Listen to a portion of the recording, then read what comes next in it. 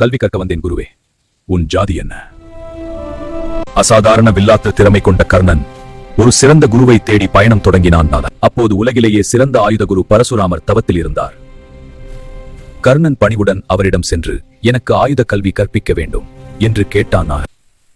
அவன் பணிவையும் வீரத்தையும் கண்டு பரசுராமர் கர்ணனை தனது சீடனாக ஏற்றார்.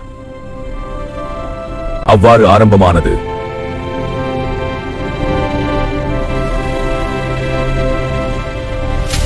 வீரன் கர்ணன் உலகில் சிறந்த அம்பெய்தியாக வேண்டும் என்று விரும்பினார்.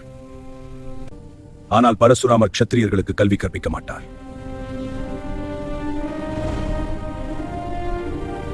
அதனால் கர்ணன் ஒரு பொய் சொன்னார். நான் ஒரு பிராமணன்.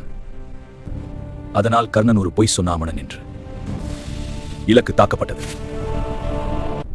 கர்ணன் விரைவில் உலகின் சிறந்த அம்பெய்தியாக ஆனார்.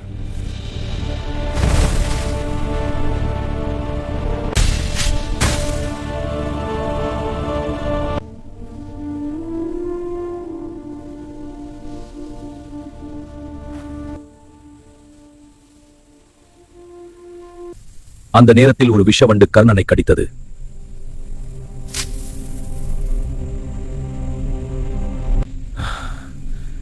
இவ்வளவு வலியை தாங்குவது ஒரு பிராமணனால் முடியாது.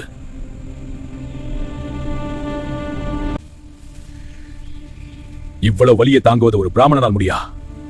பொய் சொன்னதற்காக தேவையான நேரத்தில் நீ கற்ற மந்திரங்களை மறந்து விடுவாய் என்று சாபம் அளிக்கிறேன்.